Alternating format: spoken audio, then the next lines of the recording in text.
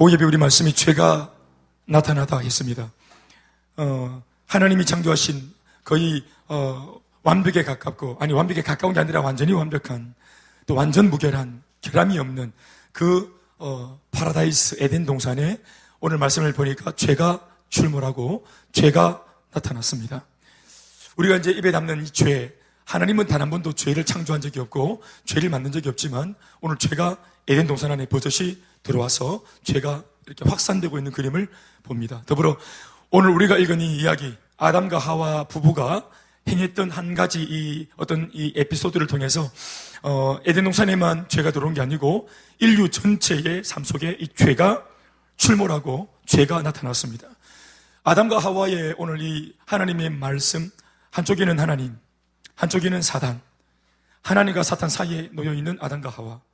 그러니까 이런 역학 구조 속에서 아담과 하와가 하나님 앞에서 어떤 죄를 지었고 아담과 하와가 이 사탄 앞에서 어떻게 반응했는지, 죄 앞에서 어떻게 반응했는지, 요 작은 그림이 어떻게 보면은 참 우리가 지금 이렇게 고민하고 있는 우리의 죄, 우리가 지금 이렇게 지금 심을 나도록 아파한 우리의 죄, 우리에게는 죄의 문제를 같이 다 준 그런 이 최초의 죄가 출현한 사건이라는 점을 우리가 생각할 때 참으로 원통하고, 도대체 왜 우리 인류가 이렇게 불행하며 왜 우리의 삶이 이렇게 정말 힘들고 어려운지, 왜 우리 속에 사랑이 없고 왜 우리 속에 이렇게 아름다운 것이 없고 왜 이렇게 삶을 살 때 삐딱하게 보게 되고 왜 이렇게 내 마음과 달리 삶이 어려워진가 하는 것에 대해서 우리가 대번 답을 얻을 수 있는 본문이 오늘 읽은 이 본문입니다. 정말 길지도 않은 본문이죠. 1절에서 8절까지 짧은 본문이에요. 이 정말 짧은 본문 안에 오늘 이 한두 사람도 아니고 인류 전체가 이렇게 패망의 길을 걷고 있는 그 원인이 나와 있어요. 오늘 이 본문의 속에 인간이 어떻게 타락을 하게 되었고 인간 인생 속에 어떻게 죄가 나타나게 되었는지를 기록해 놓은 하나님의 의도가 뭐냐 하면 단순히 죄가 이렇게 나타난 거야, 단순히 죄가 이렇게 되었고 이런 죄 이야기 때문에 너희가 지금 망하고 어렵게 살고 있는 거야, 이런 이야기를 들려주려고 하는 것이 아니라 분명히 이 성경을 기록하고 있는 하나님께서는 우리에게 들려주고자 하는 의도가 있는 겁니다. 무언가 교훈을 주고자 하는 의도가 있는 것입니다. 단순히 그냥 정보, 인포메이션 이런 것이 있었다더라, 너 참고해라 이런 게 아니고, 이 아담과 하와가 저질렀던 이 죄의 행위 속에 우리가 무언가 아주 깊은 교훈을 얻어서, 중요한 거는 오늘 21세기를 살고 있는 오늘 우리의 삶에 우리도 저지를 수 있을 법한 이런 죄의 유혹, 쉽게 넘어갈 수 있는 어떤 이런 시험에 빠지는 모습, 이런 것들을 우리가 더 견고하게 잘 단도리해서 승리할 수 있는 비결을 얻어내야 하는 줄로 믿습니다. 죄의 출몰. 제가 출몰이란 단어를 쓰고 싶었는데 우리 설교 제목으로 우리 중학교 고등학생들이 이 출몰이라는 단어를 알까 싶어가지고 죄가 나타나다 이렇게 했습니다. 근데 여러분 너무 제가 과소평가한 것 같아요. 출몰을 왠지 알 것 같아요. 그렇죠? 한번 따라합시다. 죄의 출몰. 성규 알겠나? 죄의 출몰. 네 몇 학년이야? 고1이가? 고1. 고1인데 출몰을 알아? 아, 그렇구나. 그래. 네가 알면 다 안다, 야, 니. 출몰을 아는구나. 현수 출몰 알아? 출몰. 담비 출몰 알아? 출몰 모르지? 중학교 1학년인데.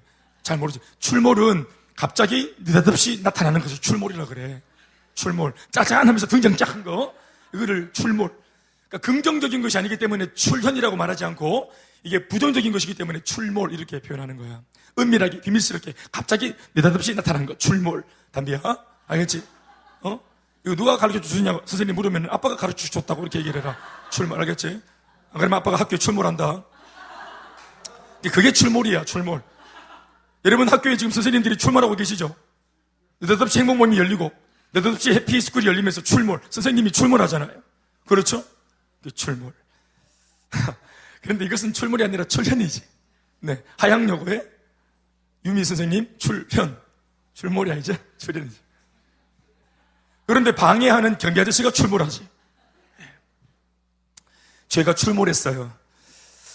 오늘 본문은 죄가 출몰하여 우리의 삶 안으로 서서히 비집고 들어오는 이 죄가 어떻게 인생 속으로, 인간의 세상 속으로 이렇게 출몰하여 들어왔는가 하는 그 전 과정을 아주 구체적으로 오늘 중계를 하고 있습니다. 먼저 우리가 알아야 할 것은요, 오늘 본문을 읽었지만 사탄이라고 우리가 흔히 부르는 이 악한 마귀, 악마, 또 사탄, 또 런 데블, 런, 이 데블, 그리고 이 이블, 그리고 또 세이튼, 사탄, 여러 가지 이름으로 불려지는 이 사탄이라는 놈, 이 나쁜 놈, 이거 나쁜 놈입니다. 사탄. 그러니까 이 사탄이라고 불려지는 이 악한 존재, 악의 존재, 악 그 자체인 이 존재에 대한 우리의 이 어떤 인식입니다. 우리가 사탄을 좀 인식할 필요가 있습니다. 하나님을 믿고 있는 우리들이기 때문에 더 사탄을 인식해야 됩니다. 하나님은 믿고 사탄은 인식해야 됩니다. 의식이 있어요. 사탄에 대한 의식이 있어야 됩니다. 의식이. 이걸 이제 소위 하나님에 대해서는 신적인 인식, 사탄에 대해서는 우리가 죄의식. 죄에 대해서 의식이 있어야 죄를 멀리할 수 있습니다. 이게 똥인지 된장인지 알아먹는 영적인 인식이, 그러니까 죄의식이 있어야 됩니다. 근데 죄의식은 하나님을 알면 죄를 알게 됩니다. 죄를 알기 위해서 죄를 연구하는 게 아니라 하나님을 더 깊이 알면 죄를 알게 되는 겁니다. 가짜를 연구할 필요 없습니다. 진짜를 제대로 알면 가짜는 대번에 분별할 수 있습니다. 그러니까 하나님과 친하고 친밀하고 기도하고 늘 하나님과 좀 은혜 가운데 교제가 활발하게 일어나는 그런 사람들은 죄가 그 삶 속에 잘 들어오지 못하는 겁니다. 그런데 예배를 띄엄띄엄 드리고 은혜에서 멀어지고 또 우리가 사실은 은혜에서 멀어지고 예배를 안 드리면 혼자서 뜨겁게 기도하는 그런 입장은 아니잖아요. 배지사님 눈이 맞으셨다. 죄송합니다. 그러니까 우리가 혼자 가만뒀을 때 성령 충만한 그런 인간들은 없습니다. 교회를 한 6개월 빠졌는데 충만해가 나타나는 출몰하는 그런 경우는 없습니다. 그러니까 하나님과 친밀하고 뜨겁고 관계가 좋으면 소위 영혼이 잘 되고 있으면 범사의 복이 따라오고 강건한 복이 임한다. 그러니까 신구약 전체에 흐르는 영적인 테마입니다. 하나님을 가까이 하면 하나님께서 우리에게 복을 주시고 죄를 멀리할 수 있는 영적 비밀, 승리할 수 있는 비밀은 하나님을 가까이 하는 것. 아무튼 우리는 오늘 사탄에 대한 인식을 본문을 통해서 우리가 좀 생각을 해야 됩니다. 여러분 보면 알겠지만 뱀이라고 말했는데 이 짐승 뱀, 뱀이 사탄이 아니고 뱀 속에 사탄이 들어간 겁니다. 그러니까 하여튼 뱀에 대한 오해가 없길 바랍니다. 네. 근데 하여튼 이 뱀이 하여튼 그런 일에 쓰임을 받았어요. 근데 중요한 것은 이 이야기를 그냥 우리가 쭉 읽어가면 안 돼요. 사탄한테 아담과 하와가 당했다더라, 속았다더라 이렇게 말할 때 이거 왜 속았을까? 이렇게 할 게 아니고 우리가 제일 먼저 고민을 해야 될 것은 사탄이 어디서 나타났나 이거예요. 아니 창세기를 읽고 있는데 갑자기 느닷없이 사탄이 어디서 나타났냐는 거예요. 여러분 이런 것을 우리가 풀지 않고 이걸 본문을 넘어가면은 그건 정말 성경을 잘못 읽는 겁니다. 의문을 가지고 있어야 돼요. 이런 것을 여기서 말하는 의문은 긍정의 의문, 알고자 하는 의문. 성경을 막 안 믿고 싶어서 막 비꼬려고 일부러 이렇게 던지는 질문 말고 이걸 알고자 해서 물어봐야 되는 것입니다. 목사님 이렇게 말 안 해도 우리 하늘이 이게 궁금했지? 그치? 이거 사탄이 왜 나타났지? 뱀이 왜 말을 하지? 뱀이 왜 말을 했었고 혀를 뽑아버려야지. 뱀이 말을 하면 껍데기 벗겨든지. 왜 하와가 그 아줌마가 써가지고 뱀이랑 대화를 하고 있노? 그 자체가 뭔가 이상한 거예요. 여러분 뱀이 말을 겁니다. 뱀만 말을 겁니까? 지나가다 보면은 쇼핑몰에서 수많은 구두들이 말을 걸지 않습니까? 날 가져 이러면서. 우리 옛날 술을 다 끊으신 분들, 우리 집사님들 옛날에 또 저기던 그 희아치 된 그 시원한 맥주들이 그 광고판에 크게 나타나가지고 날 가져 날 들이켜 그래서 드링크 아닙니까? 받아들이세요. 그냥 다 받아들여요. 인류 최초의 인간 삶 안에 죄를 쑤셔박은 못된 짓을 한 이 사탄이라는 존재는 성경 창세기 기록과 별개로 이미 이 세상에 존재하고 있다는 것을 우리는 주목할 수 있어야 합니다. 그러니까 사람의 인생은 영적 전쟁이다라고 말할 때 적이 있어야 영적인 전쟁이라는 말이 성립이 되지요. 그렇죠? 그러니까 예수 믿는 우리들은 우리 삶 전체가 영적인 전쟁이 까닭은 우리의 대적이 있기 때문에 그렇습니다. 그러니까 대적이 엄연히 존재하고 있는데 우리는 싸우는 거 싫어. 난 평화주의자야. 백날 그래 말해봤자 사탄은 우리를 공격하려고 준비하고 있고 실제로 공격을 합니다. 그러니까 막 그냥 귀 막고 눈 막고 나는 싸우는 게 싫다고 말할 게 아니라 이 싸움을 받아들이고 확실하게 대적을 제압할 수 있는 승리의 비결을 거머쥐어야 하는 것입니다. 여러분들이 원하든 원치 않든 인생은 전쟁이고 이 전쟁을 일으키고 있는 것은 사탄 마귀입니다. 사람이 아니라 바로 원수 마귀가 우리의 대적입니다. 우리의 씨름은 혈과 육에 대한 싸움이 아니고 통치자들과 권세자들과 이 어둠의 세상 중환자들과 하늘에 있는 악한 영들을 상대하는 싸움인 줄로 믿습니다. 한마디로 영적인 싸움입니다. 부부 싸움의 배후에도 마귀가 있고 부모와 자식의 갈등과 싸움의 구도에도 배후에 마귀가 있습니다. 여러분 이걸 명심하시기 바랍니다. 여러분들이 믿든 안 믿든 이게 사실입니다. 그러니까 부부가 막 싸워가지고 서로 미워하는 것 자체는 이게 가해자가 있고 피해자가 있는 게 아니고 둘 다 피해자이며 유일한 가해자이자 승리자는 마귀입니다. 우리가 찌지고 보고 싸고 사람이 사람을 미워하는 것 자체가 이미 마귀가 원하는 그림이고, 그래서 부부라고 하는 연합체가, 공동체가 파괴되고 깨어지는 것, 항상 마귀가 원하는 것은 모든 조직과 공동체가 다 깨어지고 파괴되고 분리되는 거예요. 그건 마귀가 원하는 것입니다. 하나님의 역사는 분리된 것도 원수된 것도 하나가 되어지고 회복되어지고 거룩한 영적인 그런 공동체로 회복되어지는 것입니다. 아멘, 아멘. 그러니까 지금 사탄이 지금 이 인간 내면 안에 들어오려고 애를 쓰는 까닭은 하나님과 사람, 인간 사이의 관계를 깨트리기 위한 그런 어떤 좋지 못한 계략이 그 뒤에 숨어 있는 것이에요. 죄를 지어버리면 관계가 상하고 관계가 파괴돼 버립니다. 아무튼 이 일을 돕기 위해서요, 다른 성경 기록 안에 있는 내용들을 제가 조금 이렇게 추려서 언급을 하자면, 천사장이 3명이 있습니다. 하나가 군대를 이제 관장하는 이제 미가엘, 그리고 하나님의 메시지를 인간에게 전달하는 가브리엘, 그리고 하나의 천사장은 오늘 이 본문에 적고 있는 사탄이 사탄 되기 이전에 천사장이었을 때 이름은 루시퍼. 그래서 이 하늘에 떠 있는 뭡니까?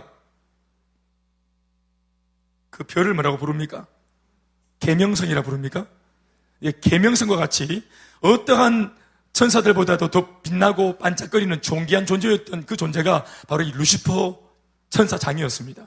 하나님의 측근에서 하나님을 친히 보필하고 보좌하는 역할을 했던 그 천사가 루시퍼라는 것을 우리 다 알고 있는 얘기죠. 어떤 면에서는 천사들, 피조되어진 천사들 중에서 제일 존귀한 존재가 루시퍼입니다. 그러나 이게 자꾸 하나님 옆에서 이런 일을 하고 감히 하나님적인 어떤 그런 이런 어떤 대우를 받고 천사들한테 존경을 받고 이러니까 교만해져서 자기가 하나님처럼 될 수 있다는 것을 자기가 이제 생각을 한 겁니다. 그래서 그러한 이 마음속의 불순종과 또 반역 때문에 루시퍼가 이 땅으로 추방되어집니다. 소위 그래서 타락한 이 천사장이 이 땅으로 추방되어 쫓겨나죠. 천사장이 쫓겨날 때 바로 사탄이 된 겁니다. 가장 존귀했던 천사장이 불순종하고 또 반역의 마음을 품은 순간 쫓겨나서 바로 세상에서 가장 비참한 존재인 사탄이 된 겁니다. 그리고 그를 따르던 많은 수하의 천사들도 함께 쫓겨났을 때 그들이 바로 이 어둠의 세상 주관자들 사이 역사는 악한 영들입니다. 소위 우리가 말하는 귀신들, 악령들, 그렇게 말하는, 그러니까 귀신은 할아버지 할머니가 돌아가셔서 고천을 떠들고 막 귀신이 무당님 막 부다 끓일 때 차차 피 흘리면서 이렇게 사또 원한을 풀어주세요, 장화 홍련 이런 게 아닙니다. 고천을 헤매고 막 무덤을 쪼개고 눈 DB가 나오고 이렇게 하는 게 아닙니다. 알겠죠? 귀신은 사람의 훈련이 아니고 사람은 죽으면 바로 그 순간 천국과 지옥으로 떠나버리고 다시 이 땅에 못 오고요. 아멘, 아멘. 귀신은 뭐냐? 귀신은 처음부터 귀신인 존재들이 귀신입니다.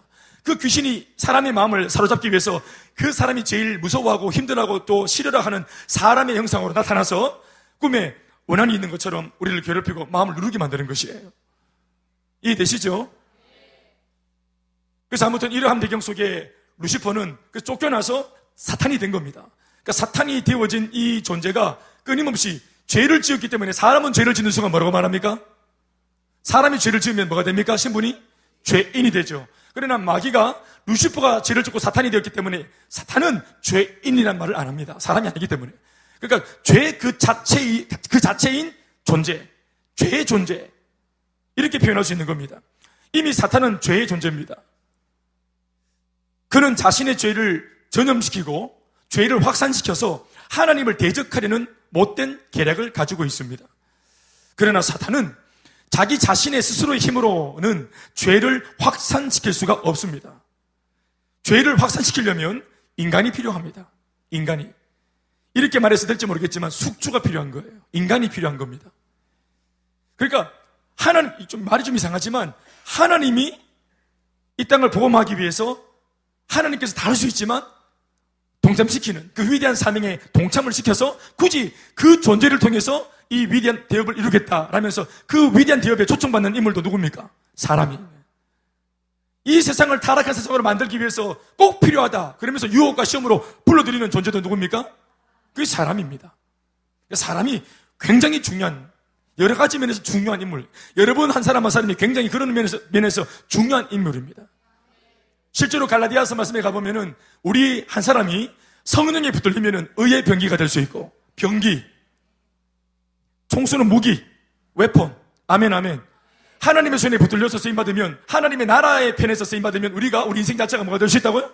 의의 병기, 의의 무기. 그래서 마귀의 머리를 깨트리고 마귀를 공격하는 무기가 될 수 있고, 그러나 사탄의 손에 붙들리면 우리가 불의의 병기가 되어서 하나님의 나라를 훼손시키고 하나님의 마음을 아프게 하는 일에 우리가 쓰일 수 있는 거예요. 그러니까 제가 보십시오. 이건 제가 표현하는 게 아니라 사람이 그런 면에서 중요하다는 이 표현은, 이거는 제 생각이 아니고 제 지론이 아니라 사도 바울이 보는 인간관이에요. 그런 의미에서 인간이 너무너무 중요한 것입니다. 그리고 여러분들에게 더불어 묻습니다. 여러분들은 어느 편에 서야 하겠습니까? 다시 말합니다. 죄를 확산시킬 수 있는 방법은 다른 것이 아니라 사탄 입장에서 인간이 꼭 필요한 거예요.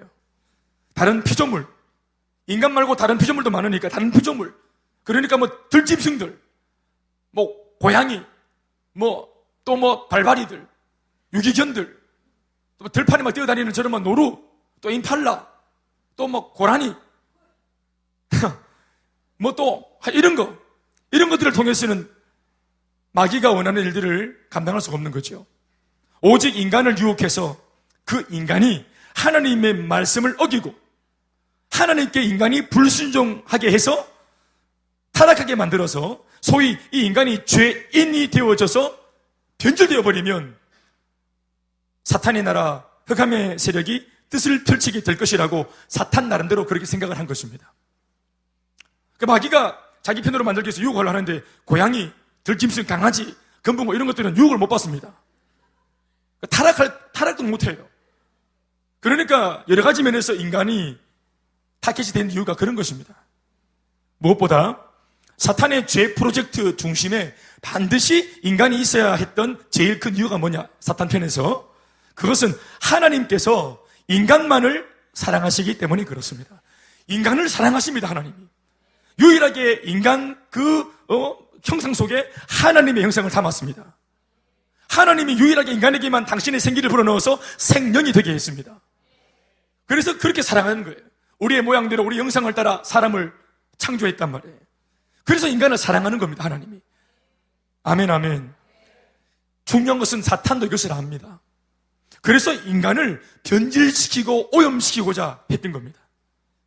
하나님의 전폭적인 지지를 받고 있고 하나님의 어떤 창조의 어떤 그 중심에서 주인공 노릇을 하고 있는, 그래서 하나님을 막 기쁘시게 하고 있는 이 인간, 마귀가 지금 손대기 전까지는 아담과 하와 자체 존재만으로도 그들은 하나님의 기쁨이었습니다. 그들을 볼 때 하나님께서 즐거움을 이기지 못할 정도로, 번거러진 입을 다물지 못할 정도로 너무너무 기뻐하셨습니다. 아까도 말했지만 사탄의 목표는 인간을 타락시키는 것이 아니에요. 인간 타락은 하나의 과정이고 수단입니다. 그 인간을 끔찍히도 아끼고 사랑하시는 하나님의 마음을 멍들게 하고 하나님을 능욕하고 하나님을 욕보이고자 하는 것이, 그게 사탄 마귀의 계략입니다. 그러니까 하나님이 제일 상처받을 수 있는, 사실은 이런 표현이 좀 경거망동한 표현일 수도 있고 제가 아주 어려운 표현이기도 한데요. 근데 인간적으로 좀 표현합시다. 하나님이 제일 마음 상하고 하나님이 제일 막 능욕당하고 하나님이 제일 고민스럽고 하나님을 제일 아프게 만들 수 있고 근심스럽게 만들 수 있는 것은 아까도 말했지만 인간을 변질시키고 인간을 타락시키는 겁니다. 아마도 어느 집에 엄마 아빠를 힘들게 만들려면은 그 집의 아이들을 이상하게 만들면 되는 거예요. 그 아이들이 무너지면은 엄마 아버지 마음이 다 무너지는 겁니다. 우리가 반드시 알아야 할 한 가지는 사탄의 목표가 인간의 타락이 아니라는 점입니다. 이걸 잘 들으세요. 하나님을 대적하는 것이 마귀가 인간을 타락시키려고 하는 본연의 목적입니다. 하나님을 대적하는 것, 하나님의 마음을 아프게 하는 것. 하나님이 끔찍히도 아끼시고 사랑하시는 인간이 바로 저와 여러분들이 죄로 무너지고 그 인간마저도 하나님을 대적하게 될 때 하나님이 아파하신다는 사실을 사탄은 알고 있는 겁니다. 이것으로 감히 하나님을 공격하려고 하는 것이 사탄의 최종 목표입니다. 자, 제가 이렇게 표현해 보겠습니다. 이런 사탄의 음흉한 계략을 오늘 우리는 말씀을 통해 방금 들었습니다. 자, 다시 저를 보십시오. 잠이 그 옛날은 뱀을 통해 유혹했고, 오늘은 잠을 통해 유혹합니다. 뱀이 잠이다. 잠이 뱀이고. 자, 정신 차리고, 할렐루야. 네, 앞에 있는 너희들이라 좀 잘해줘. 너가 믿고 한다. 그래, 태규야, 난 네 믿고 한다. 그래, 아멘 좀 크게 하고. 그래, 할렐루야. 잘하고 있다. 그래, 들으면 잘 되고 있나? 그래, 잘하고 있대? 그래, 열심히 해봐. 언제 한번 같이 한번 하자. 그지? 그래, 알겠다. 감사하다. 할렐루야. 그래, 젓가락 돌리니까 눈이 잠깐 돌아간다니. 젓가락 그만 돌리라. 아직 볼펜 그만 돌리라. 괜찮아, 좀. 자, 보세요. 여러분, 방금 제가 어떻게 보면 정말 단순할 수도 있는 이 귀한 말씀의 내용을 오늘 김 목사가 강단에서 여러분들에게 알려드렸어요. 마귀가 현재를 타락시키려고 하는 이유가 뭐라 했어요? 대답해 보세요. 그때나 지금이나 매 한 가지 마귀가 우리를 유혹하고 시험에 들게 만들고 죄를 짓게 만들려고 하는 이유가 뭐예요?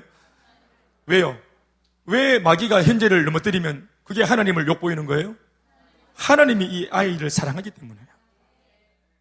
그렇죠?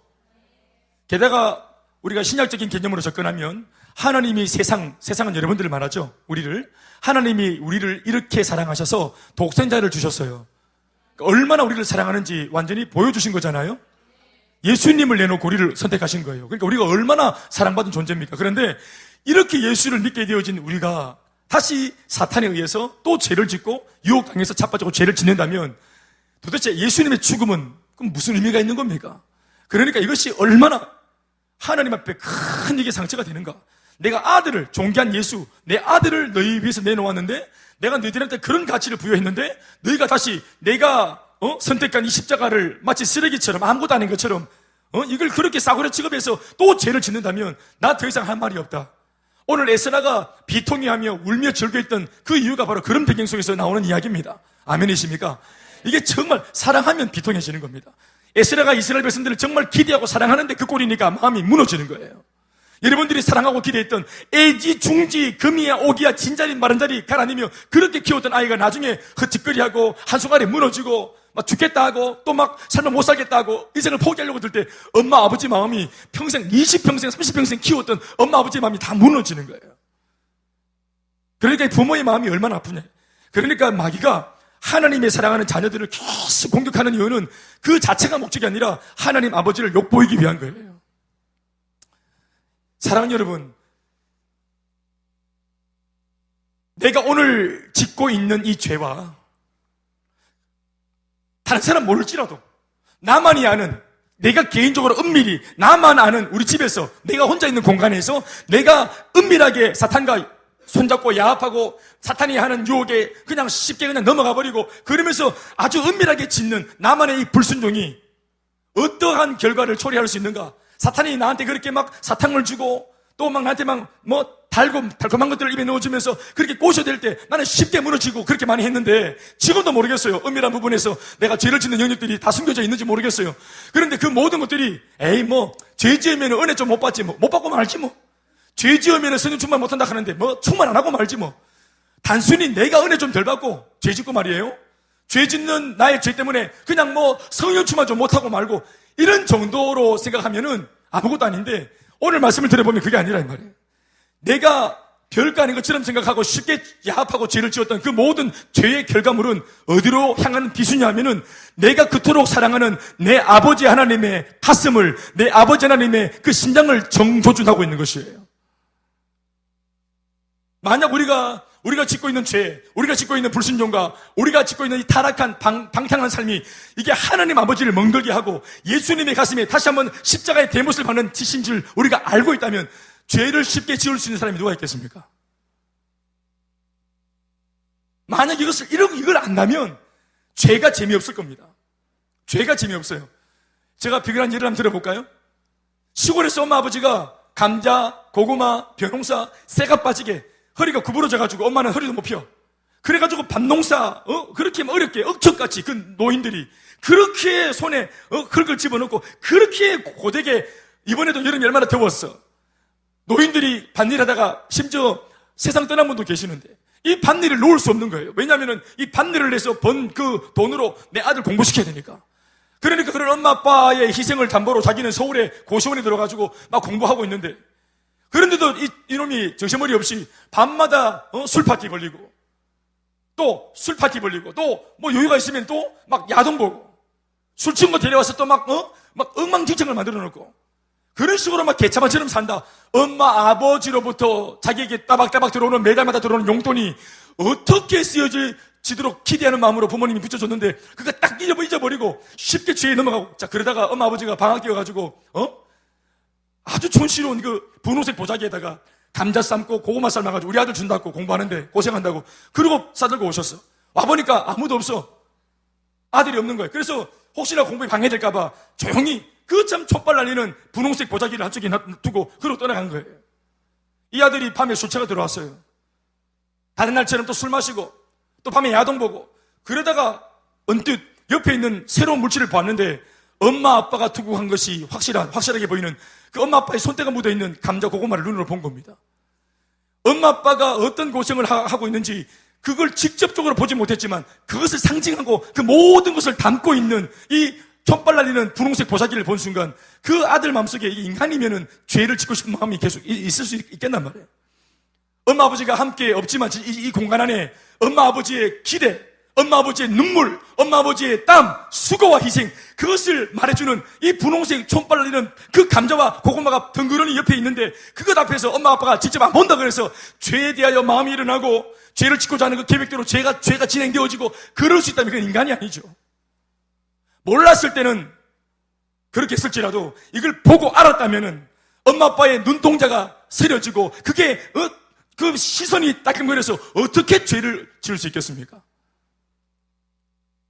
우리가 만약 쉽게 짓고 있는 죄, 우리는 아무것도 아닌 것처럼 쉽게 그냥 접근하는 그런 많은 영역들, 그런 것들이 결국은 내가 아픈 정도가 아니라 하나님 아버지를 멍들게 하는, 우리를 위해서 피 흘리고 삶을 내어놓고 생명을 내어놓고 우리를 건지신 이유가 고작 그런 정도로 예수 믿으라고 한 것이 아닐 거예요. 분명히 그렇지 않겠습니까?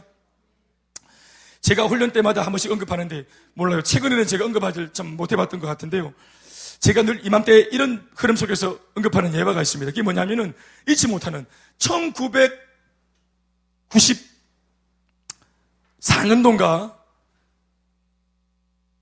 제가 기억이 나는 것이 그 스필버그 감독이 만든 영화 그 라이언 일병 구하기라는 영화 제가 아주 인상을 깊게 봤어요. 여러분 그 영화 보셨어요? 저는 대형 스크린에서 봤거든요. 정말 첫 장면 한 15분 정도 나는 정말 나는 2차 대전에 내가 와 있는 줄 알았어요. 노르망디 해안에 뭔가 정적으로 조용하게 수륙 양용 탱크가 군인들을 가득 싣고 함선에서 이제 나와가지고 상륙하려고 적들이 있는 포화를 막 쏘니까 배는 이제 사정거리 바깥에 이렇게 있고 그리고 이제 상륙 부대들을 보내는 겁니다. 특공대를 해병대 그들이 이제 상륙하려고 수륙 양용 전차를 타고 쫙 그 안에서 막 군인들이 막 이제 물이 다 닫혀 있으니까 겁을 내고 막 어떡하지 하고 서로 힘을 내자 하고 이렇게 하는데 그게 조용하게 진행되다가 갑자기 뚜껑이 딱 열려 문이 딱 열리는 순간 해안으로 뛰어가는 거거든요. 근데 영화가 어떻게 시작하냐면은 조용하다가 이 뚜껑이 딱 열리는 순간 갑자기 총알이 날아옵니다. 총알이 팍 날아오더니 앞에 딱 서 있는 군이 머리가 빵 터져버립니다. 어떻게 연기했는지 모르겠어요. 머리 터지는 연기 정말 얼마나 힘든지 아세요? 그러니까요. 그 한 번의 영화를 위해서 한 씬을 위해서 머리를 터준 거예요. 그러니까 머리가 팍 터지면서 그때부터 총이 다다다다다 난리가 나는 거예요. 그 안에 있던 군인들 막 귀가 날아가고 팔이 날아가고 다리가 떨어지고 어떤 병사는 떨어진 자기 팔을 들고 이렇게 걸어가고 이런 엄청난 그래서 해안 전체가 피바다가 됩니다. 피바다가 엄청난 전쟁이 얼마나 살벌하고 무서운지 막 진짜 그 당시만 해도 전쟁 영화 그렇게 살벌하게 찍을 수 없거든요. 94년도에 정말 난 그 영화 보고 깜짝 놀랐어요. 진짜 난 진짜 깜짝 놀랐어요. 충격받았고. 그런데 그렇게 해서 막 전쟁이 이제 막 연합군대가 이제 이기고 독일군은 이제 치고 있는 이런 형편인데 갑자기 국방부에서 오다가 떨어지기를 존 밀러 대위 그 당시 누가 분했냐면은 분한 사람이 그 톰 행크스예요. 톰 행크스가 그 존 밀러 대위로 나옵니다. 소대를 이끌고 있는 소대라고 하는 것은 한 12명 정도쯤 되는 부대원들을 자 얘기를 보세요. 지금 순식간에 갑자기 목사님 아까 아담과 하와 얘기하다가 갑자기 2차 대전이 무슨 잠깐 졸았던 분들은 지금 무슨 일인지 모르시죠? 지금 아담과 하와가 지금 뱀하고 지금 2차 대전을 하고 있는 거예요. 그래서 막 이야기가 진행되어지는데 지금 막 독일군 쏘고 이렇게 독일군 싸워야 되는데 갑자기 엄한 명령이 떨어지기를 라이언 일병을 구해내라는 거예요. 그 이야기인즉슨 뭐냐면은 이제 그 본부 쪽으로 이제 사망한 군사들의 이름이 이제 보도가 되는데 어느 한 집의 형제가 4명이 출전했는데 그 전쟁에 그런데 큰 형, 둘째 형, 셋째 형이 세 형제가 다 전사한 겁니다. 한 집에. 그럼 이 전사한 이 병사들이 옷을 제복을 들고 이제 이것을 알리러 가는 이제 이 전령이 그 집에 가서 엄마한테 넘겨줍니다. 대개 아들이 전사했다고. 정말 위대한 병사였다고. 그러나 그런 게 위로가 됩니까? 그러니까 한 집에 이 짓을 엄마가 이 상처를 3번이나 당한 거예요. 그런데 막내 아들이 라이언 일병이라. 그러니까 이게 국방부에서 이거는 진짜 우리가 이거는 지켜줘야 된다. 이럴 수는 없다. 그래서 이 친구를 반드시 살려내라 해가 오다가 떨어졌는데 그게 하필이면은 톰 행크스 그 소대에 떨어져서 이 존 밀러 대위가 역으로 모든 사람들이 저 강렬한 포화 속에서 다 바깥으로 나오고 있는 입장에서 유일하게 요 소대원들만 역으로 전쟁 중심으로 들어가는 겁니다. 뭐 하려고? 라이언 구하려고. 그게 라이언 일병 구하기의 이야기의 골자입니다. 그래서 이제 그 사람들이 이걸 영문을 모르는 이제 부대원들은 아니 우리도 남의 집 귀한 자식인데 남의 집 자식 하나 구하려고 우리는 죽어도 되나 하면서 막 이래 막 불평을 막 얘기하면서 물론 영어로 했겠죠. 트러블 이러면서 막 이렇게 막 그래 갔겠지. 갔는데 정말 아니나 다를까 적의 총을 왜냐면 적진 속으로 들어가니까 가다가 죽고 막 죽어버리는 거예요. 그래서 많은 그 소대원들이 다 죽어버렸어요. 나중에. 그래서 이제 몇 명 안 남은 채로 마지막 진짜 막 접전이 한참인 그 현장에 딱 떨어졌을 때 거기에서 라이언을 만났어요. 라이언을 만나서 들어가려고 하는데 이미 전쟁이 터져가지고 이 전투를 어떻게 하든지 이걸 끝내야 되는 거예요. 그래서 어쩔 수 없어서 마지막 전쟁을 하게 되는데 마지막 전쟁에서 마지막 그 소대원 전체가 다 몰살당해요. 라이언만 살고. 마지막 장면이 뭐냐면은 총을 막 쏘다가 이 존 밀러 대위가 이 톰 행크스가 총을 맞아요. 총이 딱 맞아가 벽에 딱 기대가지고 딱 기대서 그럴 때 이 라이언이 누구냐면은 맷 데이먼이 젊을 때 했던 영화 위에 서가지고 이렇게 봅니다. 어이가 없으니까 아니 뭐 이렇게까지 나 때문에 나 싸우다가 죽을 수 있다고 나 괜찮다고 그러니까 존 밀러 대위가 숨이 넘어가면서 부릅니다. 그러니까 맷 데이먼이 지금 이게 웃을 일이가? 맷 데이먼이 이렇게 뜩 갑니다. 가니까 귀에다 대고 말합니다. 귀에다 대고 니 때문에 다 죽었다. 그리고 나도 죽는다. 그런데 한 가지 니 잘 살아야 된다. 우리가 생명을 바치고 살릴 만한 가치가 있는 너였기를 바란다. 그리고 딱 이게 아멘이 아니고 영화니까. 그리고 딱 죽었다. 숨이 딱 넘어 떨어졌는데 그때 이 맷 데이먼이 눈이 동공이 딱 멈춥니다. 왜냐하면 자기를 구하기 위해서 수많은 사람들이 죽었고 마지막 이 부대를 끌고 왔던 대장도 마지막에 자기 때문에 죽었어요. 그리고 마지막 유언을 남기기를 우리가 다 너를 위해서 죽었는데 우리가 이렇게 희생하면서까지 살릴 만한 가치가 있는 너였기를 바란다. 너 우리 목까지 정말 앞으로 잘 살아달라고 그렇게 얘기를 한 겁니다. 그러니까 이 라이언이 그 마지막 그 유언을 듣고 어떤 마음으로 어떤 비장한 마음으로 그 전쟁을 끝냈을 것이고 전쟁이 끝난 이후에도 그가 누구 때문에 얻은 생명이니까 그가 얼마나 삶에 대해 진지했겠습니까? 많은 사람들 13명, 12명의 그런 젊은 군사들의 생명을 다 땅에다가 쏟아붓고 그리고 자기가 얻은 생명이니까 정말 그들이 나 때문에 죽었으니까 그들 때문에 얻은 생명이니까 내 정말 잘 살아야 된다는 이 거룩한 부담감이 그에게 없었겠습니까? 그러니까 이 존 밀러 대위의 시체 앞에서 눈물을 떨구면서 이렇게 멍청하게 서 있는 그 젊은 맷 데이먼의 얼굴이 순식간에 이게 뭡니까? 이게 오버랩 되면서 나이가 아주 많이 든 할아버지 그 라이언으로 딱 바뀌면서 이렇게 서서 눈물을 흘리고 있는 거예요. 국군묘지에서 앞에 비문에 존 밀러 대위 여기 잠들다 하고 있는데 이렇게 보면서 경례를 탁 때립니다. 할아버지 라이언이 세월이 지나가지고 손을 부들부들 떨면서 그러면서 울면서 얘기합니다. 내 딴에는 산다고 살았는데 내가 잘 살았는지 모르겠다고. 당신들의 핏값으로 내가 살았는데 내가 망친 건 아닌지 모르겠다고. 내가 당신들이 나를 위해서 희생했는데 내가 잘 살았는지 난 자신이 없다. 이러면서 막 우는데 옆에 있는 그 부인 할머니가 와요. 그 미세스 라이언이 와가지고 탁 안아줍니다. 그랬더니 이 얘기를 다 듣고 있었던 부인이 하는 말이, 여보, 내가 아는 한 당신은 최고였어요. 이렇게 말합니다. 여러분, 남편에 대한 평가가 제일 짠 게 누굽니까? 예? 부인입니다. 부인은 절대로 호락호락 점수를 주지 않습니다. 우리가 아무리 잘해도 아이고 이 인간 저 왼수 이렇게 나오는 겁니다.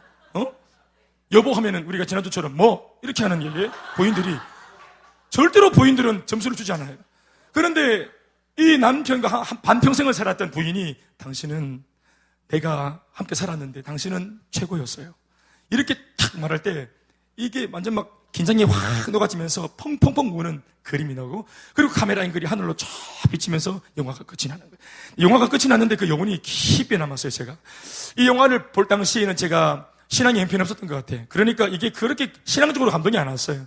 그런데 내 머릿속에 잔상이 있던 이 그림이, 제가 두 날개를 하고 또 복음을 전하고 하나님께 쓰임받고자 하고 이러한 마음으로 열망으로 기도하는 중에 이걸 알게 하셨어요. 이 영상을 떠올리시면서 내게 묻는 것 같았어요. 예수님이 십자가 위에서 내게 묻는 거예요. 대원아, 내가 너 위해 죽는다. 너 대신 죽는 거야. 내가 죽고 네가 살게 될 거야. 그런데 있잖아, 내가 죽고 네가 정말로 살만한 가치 있는 인생을 살아주길 내가 정말 바란다. 의미 있게 살아달라고 예수님이 십자가 위에서 말을 거는 것만 같아요. 그러니까 인생을 낭비할 수가 없는 거예요. 내 젊음을 낭비할 수가 없는 거예요. 그런 따위의 유혹 그래봤자 그 유혹에 따라 죄를 지어버리면 한때 기쁜 거예요. 술을 목구멍으로 넘길 때 한때 기쁜 거예요. 담배를 빨 때 한때 그 몽롱한 기분, 그거 기쁜 거예요. 목사님이 왜 그렇게 잘하느냐고요? 꼭 그걸 뭐 경험해봐야 압니까? 제가 다 압니다. 그러니까 또 우리가 이성간에 죄를 지을 때, 또 내가 정력적으로 죄를 지을 때 그 모든 것들이 찰나적인 기쁨을 줄 뿐, 그 이후에는 말로 못하는 죄책감과 또 마음속에 눌림과 어려움을 주는 거예요. 그러면 그 죄책감 때문에 인생을 얼마나 우리가 꾸부정하게 눌려서 길을 못 펴고 살겠어요. 하나님의 백성이 은밀하게 뭔가 죄를 지은 거지요. 그러니까 교회 와도 늘 사람이 잘 갖지 못하는 겁니다. 사실은 그 죄를 짓는 거 아무도 못 봤습니다. 자기가 얼마든지 연기할 수 있습니다. 그런데 여기는 영적인 세계이기 때문에 연기가 안 통한다는 것을 자기가 알고 있는 거예요. 딴에는 연기를 하는데도 들킵니다. 기도를 많이 하는, 깨어있는 이런 신실한 그리스도인들 앞에서는 그 연기는 통하지 않습니다. 그러니까 우리가 생각해야 될 것은, 내가 찰나적으로 아무도 안 본다 그래서 내가 그냥 덤성덤성 혹은 호기심으로 죄를 지었던 그 모든 죄가 내 죄를 지었기 때문에 거기에 대한 대가로 은혜 좀 못 받고, 나 은혜 못 받으면 돼. 나 별로 그렇게 은혜 받는 거 관심 없어. 축복 못 받아요? 축복도 별로 관심이 없어. 그러니까 은혜와 축복이 뭔지 잘 모르니까, 개념이 없으니까. 그러니까 나는 죄를 선택하겠다는 거지. 나는 이게 더 좋아 보인다는 거지. 예배보다 친구 만나는 게 그 당시 미숙한 나한테는 그게 더 가치로워 보이니까 예배 째고 그냥 친구도 선택하는 것이지. 그런데 우리가 오늘 말씀을 통해 한 것은, 이 모든 나의 행위가 결국 이 화살, 이 고통의 화살, 이 비수가 나를 정조준한 것이 아니라, 사탄은 애초부터 처음부터 내가 아니라 하나님을 정조준하고 있다는 사실을 우리가 알 때 과연 계속해서 그 죄가 재미있을 수 있는가 하는 것입니다.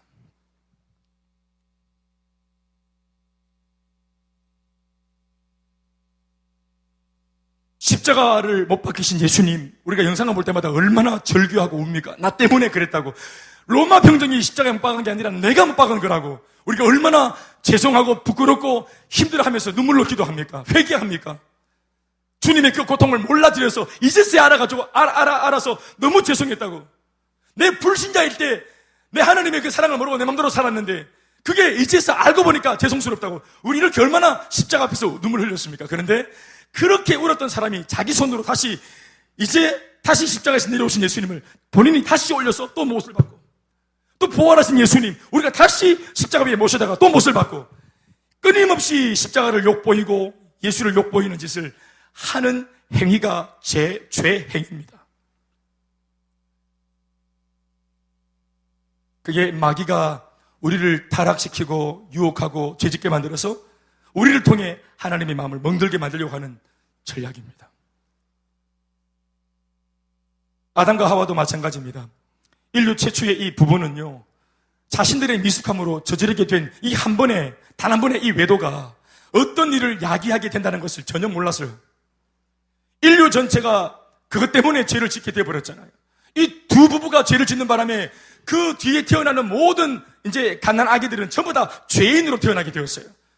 그리고 모든 인류가 사망과 죽음에 이르는 고통이 이 부부의 죄 때문에 이 엄청난 저주가 모든 전 인류에게 미치게 된 거예요. 바로 이 부부 때문에 지옥이 열렸어요. 바로 이 부부 때문에 영원한 사망, 둘째 사망, 영원한 지옥이 우리에게 아가리를 벌리고 열려버렸어요.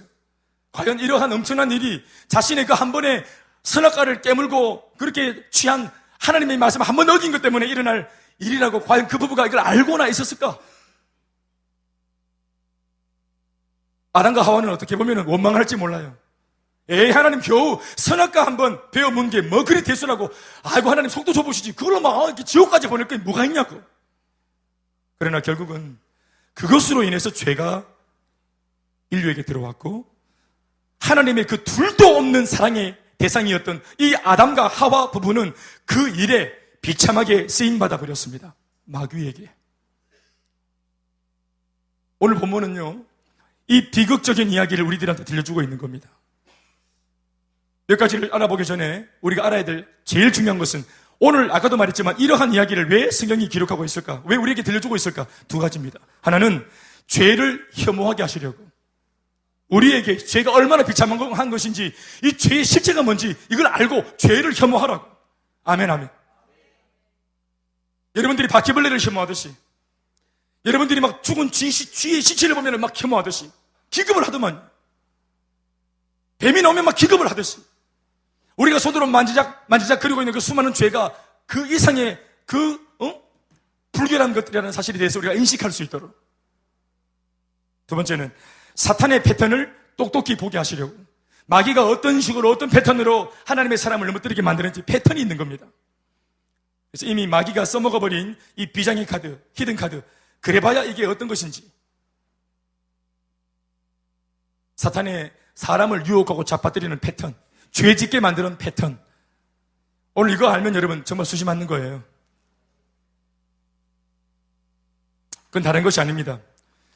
하나님의 말씀을 왜곡시키고, 그래서 하나님의 사람들로 하여금 하나님의 말씀에서 멀어지게 만드는 바로 그러한 것들을 통해서 이 일이 도모되어졌습니다. 구체적으로 말하면 마귀가 어떠한 말씀을 지금 뒤집어 풀려고 하고 있는가 보시면 창세기 2장 15절에서 17절까지 하나님께서 사람을 창조하자마자 에덴에 두시고 에덴 동산 안에 있는 그들에게 제일 먼저 줬던 말씀 속의 내용을 들여다보면 알 수 있어요.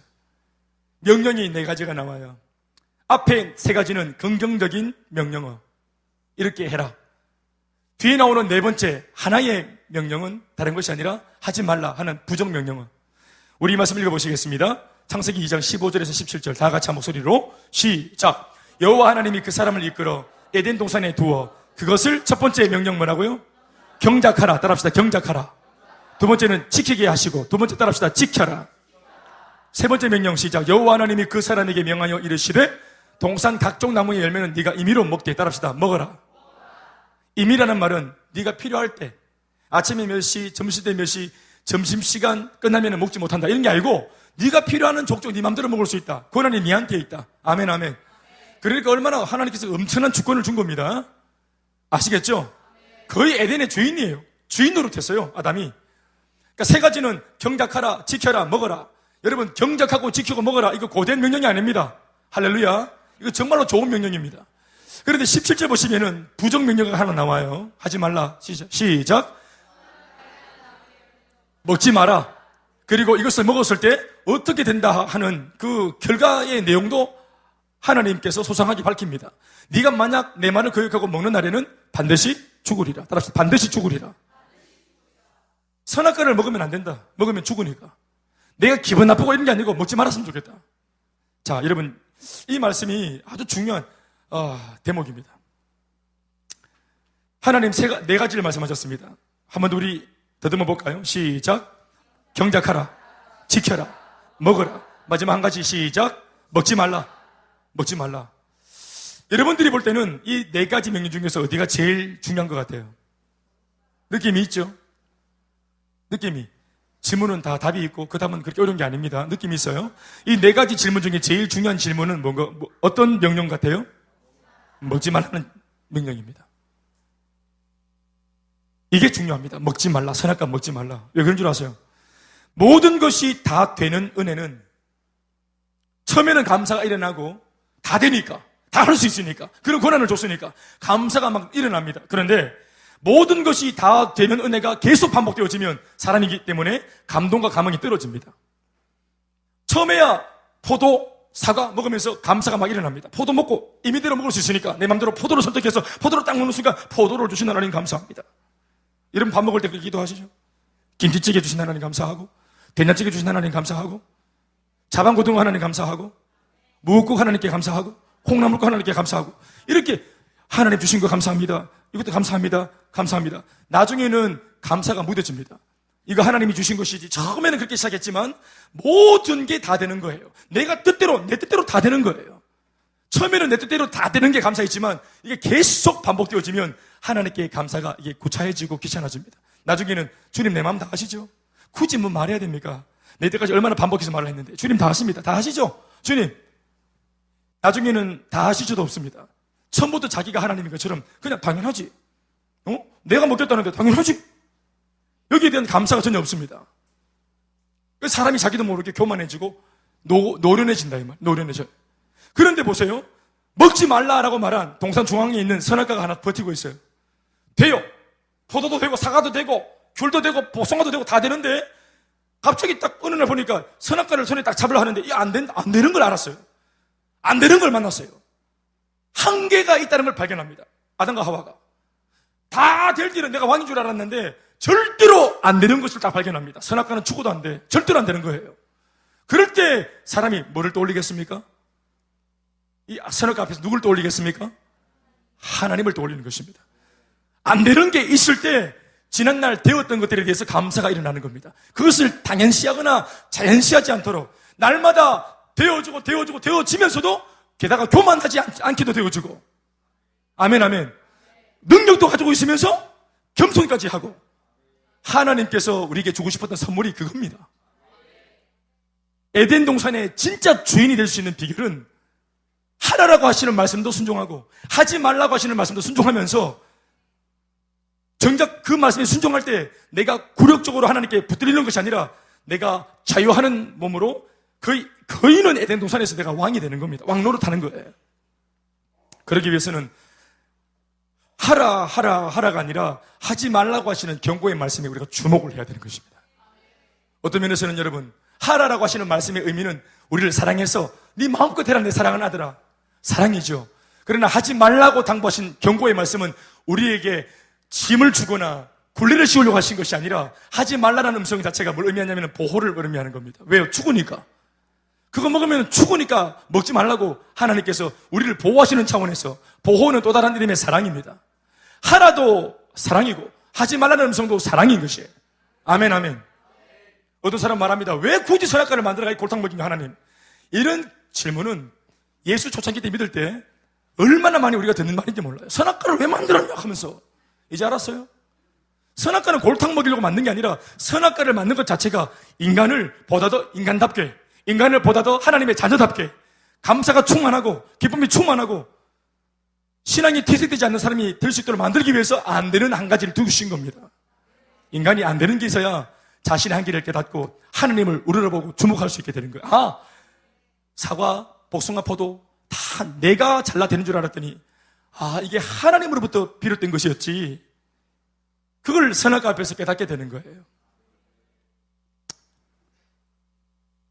그러나 사실 제가 풀어드리는 이 말씀과 달리 하와는 이것을 그렇게 이해하지 못했어요. 하라 말씀에는 아멘 했지만 하지 말라라는 한 가지 말씀에 그는 은근한 불순종이 있었어요. 마음속에. 바깥으로 표현되지는 않았습니다만은 마음속에 분명히, 제가 단언하건대 말씀을 묵상해보면 나타납니다. 분명히 하와가 하지 말라라는 말씀을 딱 들었을 때 마음이 불편했습니다. 불만이 가득했습니다. 의의가 없었습니다. 게다가 하나님에 대한 불만이, 하나님이면 전능하시고 모든 게 다 되는 하나님이시셔야지 안 되는 게 왜 있노? 이게 하나님이가. 또 찌찌하게 선악 껍데기가 뭔데 다 되는데 저거는 못 먹노. 참 하여튼 속이 좁은 하나님이시다. 99가지를 할 수 있는 것에 대한 감사가 있기보다는 한 가지가 불협함이 날 때 그것 가지고 하나님을 원망하는 것이 이 인간의 죄성이다.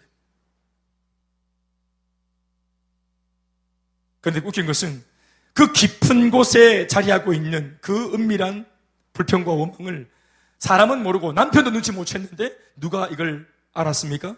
사탄이 그걸 딱 알게 된 겁니다. 하나님 말씀을 불편해한다는 거.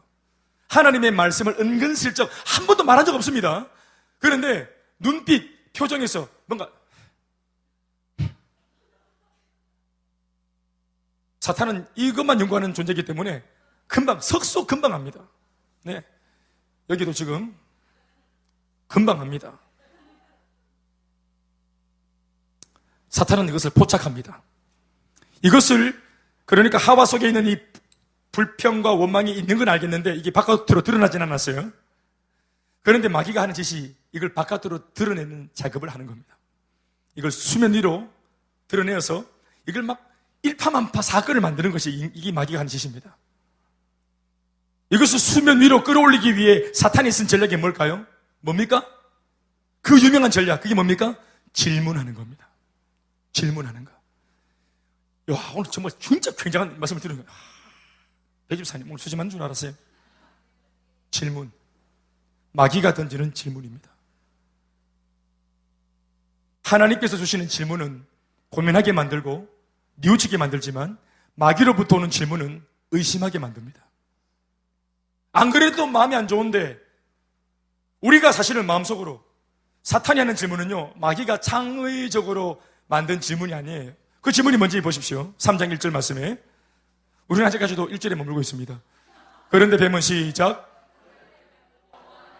들짐승 중에 가장 강교하니라. 뱀이 여자에게 물어 이르되, 자 보십시오. 이렇게 묻습니다. 질문하지요. 하나님이 참으로 너희에게 동산 모든 나무 열매를 먹지 말라 하시더냐? 질문했습니다. 여러분, 요 질문 마귀가 만든 질문입니까? 사실 이게 하와가 하고 싶은 질문이었습니까? 이게 하와 질문이에요. 말씀 딱 들었을 때 왜 안 되는데요, 하나님? 저거는 왜 안 되는데? 말씀해 보세요. 이거 따져보고 싶은 충동이 하와에 있었는데 감히 하와는 표현하지 못했는데 마귀가 하와 대신에 시원하게 대언해 준 겁니다. 그러니까 하와가 용기를 얻는 거예요. 나와 같은 마음이 있는 존재를 이렇게 뱀일지라도 이 말을 딱 자기 속 가벼운 것을 딱 긁어주니까 갑자기 확 일어난 거예요. 우리 아줌마들이 갑자기 만난 지 얼마 안 됐는데 왜 친해집니까? 남편 뜯으면서 흙 뜯으면서 친해지는 거? 할렐루야. 나는 차마 입으로 못하겠는데 이 여자가 자기 남편 막 훑뜯는데 그게 내 속이 후련한 거예요. 그래서 막 우리는 막 피로 맹세를 하고 하나가 되잖아요. 꼭 아들 다 학교에 유치원에 보내는데 아침 10시에 입 앞에서 꼭 만날 것. 그 그룹들이 아파트 단지에 꽤나 많습니다. 그래서 오전 10시에서 12시 사이에 가보면은 아파트 주변에 카페가 그득그득합니다. 진짜. 왜냐면 내가 오전에 그런 데서 행복 모임을 해봤거든요. 진짜 테이블마다 얼마나 은혜가 넘치는지 몰라요. 서로 셀을 나누고 같은 말 같은 마음 같은 뜻으로 불꽃이 튀어오릅니다. 피곤이 없습니다. 그렇게 얘기하는데도 또 당 떨어지면 또 케이크 시켜가 또 먹고 그대로 그 자리에서 또 한 3시간을 또 얘기하고 끝장을 봅니다. 그러다가 온다 하면서 받으러 갑니다. 오후 4시에 오후 반나절을 이거 묵고 지키고 하는. 사탄이 알죠? 질문합니다. 하나님의 말씀에 대한 질문. 하나님께서 정말 그렇게 말씀하셨냐? 너 어떻게 생각하냐? 의심을 조장합니다. 질문하면 흔들립니다. 사탄이 질문을 딱 하면 흔들려버립니다. 우리 다현이가 학교 갈 때 마지막 얼굴을 보면서 거울 보면서 오케이 하고 자 이렇게 나갈 때는 더 안 만지고 오케이 하고 나갔을 때는 네 나름대로 뭐 했다는 거예요? 이만하면 됐다는 거예요. 만약 만족이 안 되면 계속 다투고 있겠지. 근데 딱 하고 이제 됐어 오케이 완벽해 끝장이다 이제 CG 요거 죽었다 하면서 이제 딱 이게 끝났기 때문에 가는 거죠. 완벽합니다 지금 퍼펙트. 그런데 질문합니다 마귀가. 너 정말 예쁘다고 생각하냐? 너 그게 최선이니? 최선을 다해서 최고의 것으로 학교를 가야지. 전력 투구해야 돼. 얼굴을 전력 투구를 하라고. 이렇게. 그게 최선이냐? 질문이 딱 들어오면 흔들려버린다. 대구에서는 제일 잘 나갔어요. 동성로에서 쫙 차려있고. 그 서울 갔어. 명동, 종로 한복판에 다 들어섰는데 그렇게 초라할 수가 없는 거예요. 대구에서는 제일 잘 나가는 패션인데 그렇게 이게 너무 초라해지는 거예요. 동대문 그 DDP 앞에 서면 너무너무 초라해지는 거예요. 가슴이 답답하고. 인천 송도 이런 데 가보세요. 너무너무 초라해요. 우리는 순식간에 홈리스가 됩니다. 질문합니다. 머리 스타일 정말 자신 있나? 네 얼굴 자신 있나? 그 패션 자신 있나? 동성로 패션. 그게 서울에서 먹힐기라고 생각하나? 이런 질문이 바로 숙연해지는 거예요. 좀 더 영적으로 접근해볼까요? 정말 예수님만이 구원이라고 생각하나? 꼭 주일날 예배를 지켜야 된다 생각하나? 꼭 그 비전이어야 되나? 학교에서 굳이 복음을 전하고 그렇게 전도해야 되나? 꼭 그렇게 예수 믿어야 되나? 여러분, 이렇게 세대된 질문들이 얼마나 많습니까? 그게 전부 다 우리 내면 안에 던지는 사탄의 질문들입니다. 질문을 받으면 흔들려버려요. 여러분, 질문을 받으면 어떻게 해야 됩니까? 답을 해야 됩니다. 답을. 정말 하나님이 그렇게 말씀하시더냐? 응. 그러면 끝나는 거예요. 그럼 마귀가 얼마나 당황스러워요. 정말 하나님이 그거 죽는다 하더나? 아멘. 그럼 마귀가 어떻게 할 수는, 어디 갈 데도 없어. 사람이 이거밖에 없기 때문에. 그래서 들어가서 고양이랑 얘기하고 이렇게 하는 거예요. 사탄이 뱀이 들어갔다 고양이한테 들어갔다 내 하다가 그냥 이게 막 받아준다 이 말이에요. 질문을 막 받아주니까. 질문을 대우하고 막 왜 그렇습니까? 그게 내 주문이니까. 그게 내 마음에 딱 드는 인간적인 내 질문이니까. 여러분, 질문이 두 가지 의미가 있는 거 아시죠? 퀘스천 마크가 있다고 다 질문이 아닙니다. 질문을 하는데 정말로 알고 싶어서, 몰라서 못하지만 알면 하려고, 정말 알고 싶어서 묻는 질문이 있어요. 목사님, 정말 이 비전이 정말 이것이 유일한 비전입니까? 그렇다. 그렇게 하겠습니다. 근데 벌써 목사님, 정말 이게 다라 생각하십니까? 똑같은 질문인데 이건 뭡니까? 앵꼽다는 거예요. 그런 것들한테는 답을 주면 안 됩니다. 사랑하는 여러분, 이런 질문들이 툭툭툭 던져졌더니 고작 마귀의 한 번의 질문 앞에 하와가 세 가지로 희한한 대답을 합니다. 첫 번째는 의심, 두 번째는 말 보태기, 세 번째는 말 바꾸기. 다시, 첫 번째는 뭐라고요? 의심. 의심이 확 올라옵니다. 두 번째는 말 보태기, 세 번째는 말 바꾸기. 그리고 이 세 가지가 딱 조성되어지면서 사탄이 결론을 딱 내주니까 그 마귀가 내주는 결론을 딱 붙잡고, 하나님이 말씀을 그렇게 아멘을 못하더만은 마귀가 딱 내주는 말씀의 결론을 딱 붙잡고는 죄 짓기로 결심을 딱 합니다. 갑자기 없던 용기가 막 생겨버립니다. 첫 번째, 하와가 대답을 합니다. 자, 보십시오. 마귀의 질문에 2절부터 3절까지 읽어보십시오. 시작.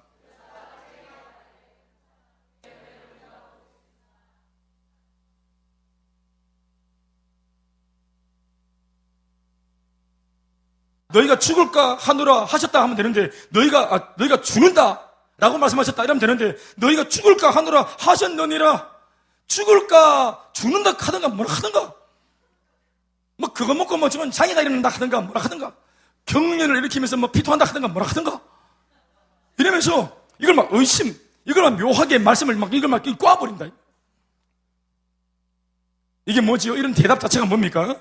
하나님께서 주신 명령, 그러니까 먹지 마라 하는 이 못 먹게 하시는 명령에 대한 불편한 마음을, 이거를 지금 바깥으로 끄집어내고 있는 겁니다. 사탄이 그걸 끄집어낸 겁니다. 말이라는 게 무섭습니다. 말이 나가면 삶도 나가는 거예요. 말이 나가면 생각도 따라가고, 말이 나가면 모든 게 그걸 따라갑니다. 정말 말을 중요합니다. 긍정적으로 말하기, 덕스럽게 말하기, 믿음 있는 말하기, 사람의 생명을 살리는 말하기, 믿음이 있는 말하기, 미래지향적인 말하기, 소망지향적이고 비전지향적인 말하기.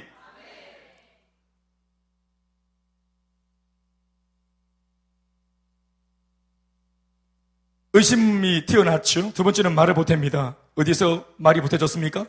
주님 분명히 말씀하시기를 너희는 먹지 마라 했습니다.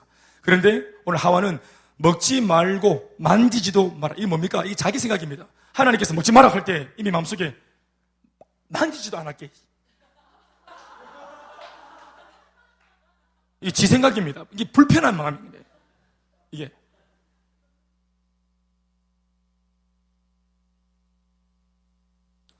이게 뭐 어떤 느낌이냐면 이런 겁니다. 아버지, 엄마가, 너 집 나가라! 꼴 보기 싫다! 네. 이겁니다. 그 집 나가라는 게 그게 진짜 아버지, 엄마가 진심입니까? 이게 불편한 거예요, 자기가. 대적하는 거죠. 말을 보탭니다. 그러니까 그만큼 하나님께서 치사하다. 앵꼽다. 이걸 만지시다. 아이고, 참, 아이고, 영감 진짜, 아이고, 내 이런 느낌. 말을 보태는 거예요. 목사님께서 같은 말, 같은 마음, 같은 뜻. 그러니까, 그래, 뭐, 같은 말, 같은 마음, 같은 뜻, 같은 발가락, 같은 메뉴, 같은 냄새, 뭐 그런 거 아이가? 응? 우리 교회는 다 똑같아. 다 같아야 된다 하더라. 목사님은 가르마 1대9, 우리 다 같은 가르마, 같은 스타일. 짜장면 통일. 메뉴, 같은 메뉴 아이가?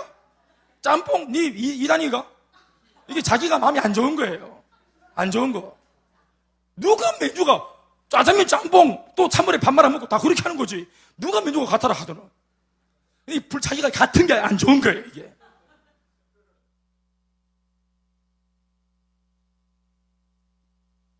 말을 아주 그냥 그렇게 천박스럽게 하는. 그러다가 말 보태는 것으로 불평을 표현하다가 나중에는 말을 싹 바꿉니다. 이 말을 바꿀 때는 이미 사탄이 개입하죠. 그래서 하나님의 본 뜻을 완전히 뒤집어 버립니다. 말은 사실은 하와가 바꾼 것은 아닙니다. 마귀가 바꾸죠. 뭐라고 말합니까? 3절 말씀을 다 읽어보세요. 완전히 3절 4절 보태서 읽어보세요. 시작. 동산 중앙에 있는 나무 열매는 하나님의 말씀이 너희는 먹지도 말고 만지지도 말라. 너희가 죽을까 하노라 하셨느니라. 이미 말씀이 왜곡된 겁니다. 4절 시작. 뱀이 여자에게 이르되 너희가 결코 죽지 아니하리라. 하나님 말씀은 반드시 죽으리라. 마귀는 결코 죽지 아니하리라. 자, 이 세 가지의 흐름을 보십시오. 하나님 반드시 죽으리라. 하와는 죽을까 하노라. 여기 마귀는 결코 죽지 아니하리라. 이렇게 말씀이 뒤집어지는 겁니다. 이게 처음부터 뒤집어졌다면 우리가 말씀이 바뀐 걸 알 겁니다.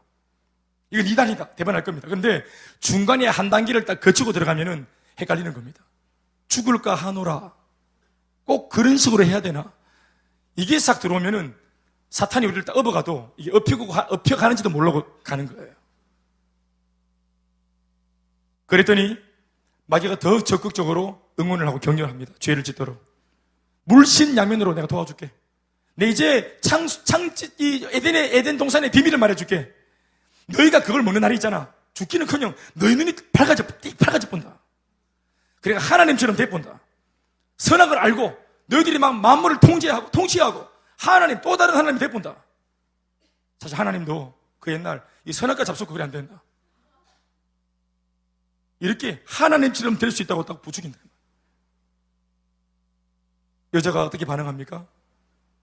여자가 그 나무 6절 시작. 여자가 그 나무를 본즉, 자, 사탄의 메시지를 가슴에 딱 담고 늘 봤던 선악과라. 조금 전까지도 계속 봤던 선악과.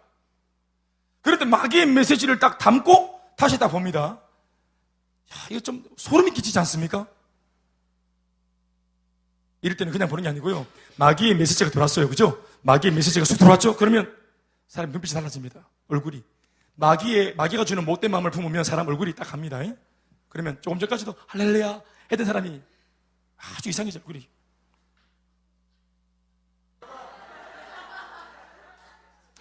이렇게 보는 겁니다.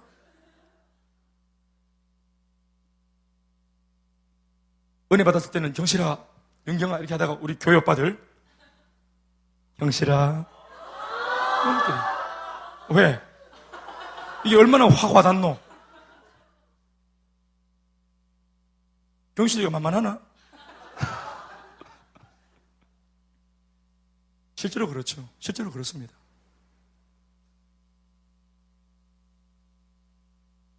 여자가 말합니다.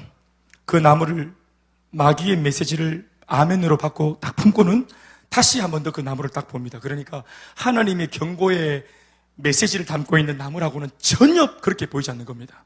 어떻게 보입니까? 본즉 먹음직한 선악과, 보암직한 선악과. 요걸 먹으면 내가 하나님처럼 지혜롭게 될 것 같은 그런 탐스러운 나무로 딱 보이는 것입니다.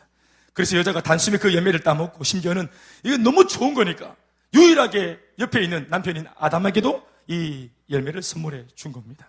그래서 이 두 부부는 한 날 한시에 함께 타락하고 불순종의 죄를 지어서 무너져 내린 것입니다. 말씀 뵙겠습니다. 저는 6절의 말씀이 이게 결심한 내용이라고 봐집니다. 죄를 짓는데 사람이 결심을 합니다. 왜? 좋아 보이니까.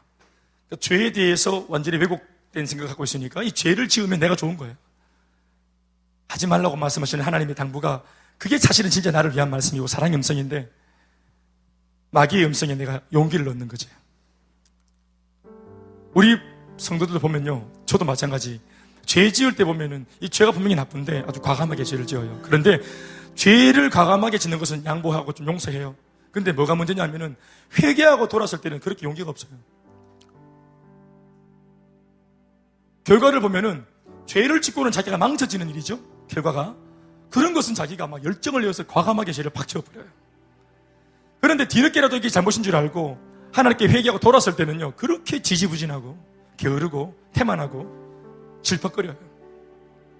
왜냐하면 회개를 하고 주님께 돌아오면은 자기가 좋아지고 밝아지잖아요. 그건 자기한테 좋은 거예요, 나쁜 거예요?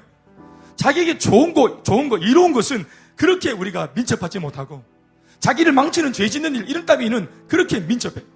부부싸움도 보면은 싸우면 팍팍팍 열받으면은 막 어떤 말도 다 해버리고 어떤 행동도 다 해버리고 막 띠부사 아프고 막 그냥 막 이래가 쏟아버리면서 얼마나 과감하고 대담하노, 용기가 있노, 대차노. 그런데 나중에서 하나님 주신 마음 때문에 마음이 무너지고 깨달아지고 내가 죽일 놈이다 하고 이런 깨달음이 왔을 때 분명히 주님이 감동을 줘서 이게 용서를 하고 사과를 하면은 정말 다시 좋아지는 건데 이 좋아지는 일에는 우리가 민첩하지 못하는 거예요. 죄 짓고 술 먹고 이럴 때는 막 카드 짝짝짝 끊고 자기도 모르게 째려가지고 막 끄니까 막 위스키, 브랜드 이런 거 막 또 뭐 있습니까? 하여튼 이런 거 막 콜라 사이다 이런 거 막 끊는 거 술 먹고 그럴 때는 몇백만 원 막 지도 모르게 막 과감하게 팍팍팍. 그런데 하나님 나라를 위해서 헌금할 때는 그렇게 정신이 돌아오는 거예요. 아, 이거 너무 우리가 편편히 이러니까 이래가지고 얼마나 똑똑해지는지 갑자기 이성이 딱 들어오고 정신 잃으면 안 된다 하면서 감동은 감동이고 헌금은 헌금이다 하면서 또 심지어 자기 옆에 있는 마누라 남편까지도 단도리 주면서 여보 그러면 안 돼, 동그라미 하나 빼라고 이렇게 하면서 이건 정말 우리한테 좋은 일인데도 그런 것을 얼마나 갑자기 없던 정신도 돌아오고 죄 지을 때는 뇌 전체가, 이 전두엽 전체가 맛이 가버려가지고 침을 질질 흘리면서 온 동네를 그냥 그렇게 싸돌아다니고 죄를 짓고 아무 때나 싸버리고 싸질러 놓고 그게 참 너무 가슴이 아프다 이 말이에요. 제자훈련을 했습니다. 지난 교회 나이가 한 60이 넘은 분 제자훈련을 하는데 60이 넘어 제자훈련을 하는 것 자체가 얼마나 귀합니까? 참 귀하다 하고 박수하고 시작했습니다. 그런데 몇 달이 지나도 좀째 이 어른이 바뀌지 않는 겁니다. 숙제 하나도 안 해. 할 수 있는데 어느 대학의 교수입니다. 똑똑하고 스타일이 굉장히 젊고 나이만 이제 60 한 둘쯤 됐지 얼마나 젊은지 몰라요. 청바지 다 입고 청바지도 다 째고 60 어른이 청바지 다 째고 백발머리 무스발가 싹 넘기고 스카프 딱 해가지고 탁 갈 때 이거 리차드 기아 아닙니까? 18단 기아 아닙니까? 그러니까 이분도 마찬가지로 자기가 집에서 밖에 나올 때는 막 따듬고 머리 빗어 넘기고 뭐 합니까? 물어보시다. 그거 왜 했을 것 같아요? 우리 나이가 좀 비슷한 분한테 물어볼까요? 병대국장님 이게 왜 했을 것 같아요?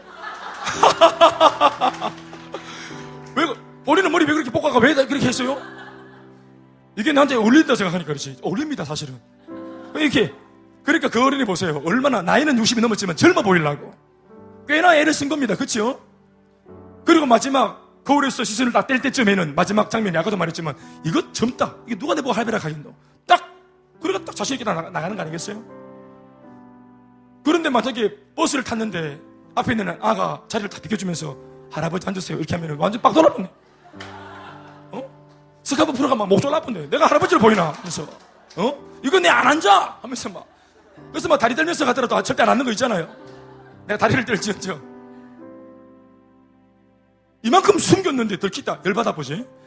그런데 내가 그분 보니까 이 얘기를 했어요. 집사님 이런 거 아닙니까? 방금 했던 얘기 하면서 이런 거 아닙니까? 젊어 보이려고 밖에서는. 그런데 젊게 해가 다니는데도 누가 할배락 하면 열받아 보죠.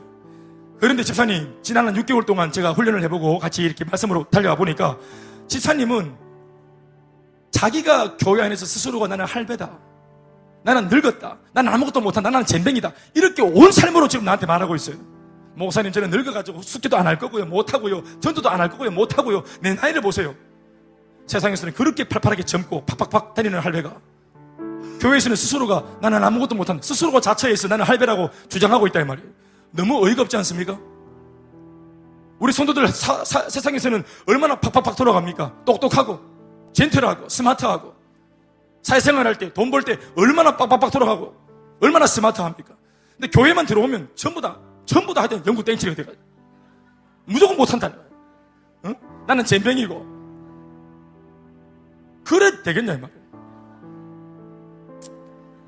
더 서글픈 것은 성도들이 그거를 아무렇지도 않다, 거기에 대해서 문제의식 의식을 안 갖는 거예요. 그러다가 한 번씩 뭐 대단하게 사는 사람들 영상 보면 뭐 눈물 찔찔 흘리면서 값싼 동정이나 사고, 저래 사는 거 대단하네 이렇게 사고, 결국은 그 메시지를 결코 자기에게 적용하지 않는 이런 영적인 퇴보자들, 영적인 폐계들, 한물 같다는 소리 들으면 안 되지 않겠습니까? 베드로셀 가족 여러분, 그래봐야 이제 50대 벌써 한물 같다는 말 들으면 되겠습니까? 안 되겠습니까? 대답 좀 해보세요. 차집사님 아니지요? 축구 잘하십디다. 2주 전에 축구 했는데 정말 거짓말, 축구 잘하십디다. 축구 53세 축구 그렇게 하면 정말 잘하시는 겁니다. 정말 잘하시는 겁니다. 젊은 아이들 뛰사는데 내가 가서 묻습니다. 니 53살까지 뛸 수 있나? 지금이 중요한 게 아니고, 우리 저 주원 집사랑 내가 늘 했던 말이, 내가 저분하고 지금 2003년도부터 만나가 지금까지 왔는데, 그제 축구 많이 했거든요. 지난 세월 동안. 지 20대 때, 나 30대 때 못 뛴다고 얼마나 흉을 보든지, 정말 교만이 하늘을 찌를 때. 그런데 그렇게 말을 할 법한 것은 날쌘놀이예요. 날쌘놀이. 저분이 젊었을 때 제가 직접 같이 축구해봤죠. 날쌘놀이. 주원 집사 정말 옛날에 날았어요. 정말 나 축구 선수인 줄 알았어. 현역 선수인 줄 알았어. 점프를 사람들 이 가슴부터 얼굴까지 이 한 뼘을 더 올랐습니다. 위로 팍 올라가 순식간에 머리를 그냥 팍 꽂아가. 이 헤딩, 보통 우리가 헤딩을 하면은 공이 팅팅 이런 거거든요. 지금 쟤는 올라가지고 팍 찍으면 공이 막, 저 부인이 있네. 공이 팍. 내가 솔직히 말은 안 했지만 속으로, 와, 정말 대단한 친구네, 저 친구.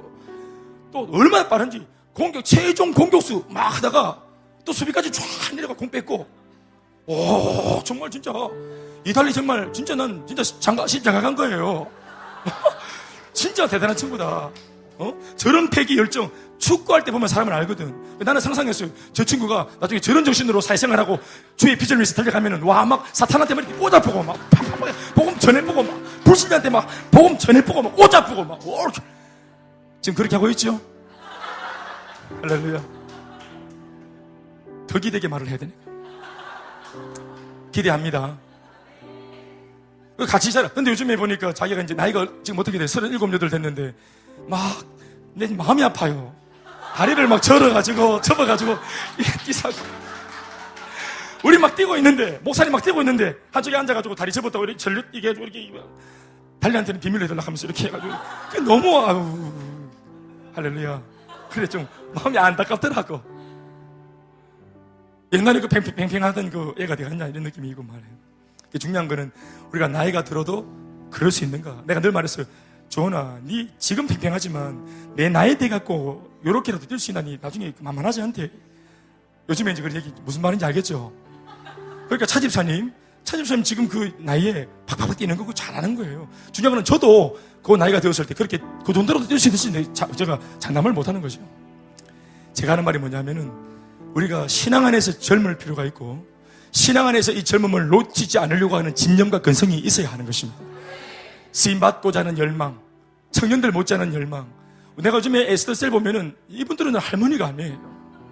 제가 지금 입 바른 소리 하는 게 아니라 내가 이 보고, 행복 모임 보고를 볼 때마다 이분들은 정말 하여튼 소녀시대?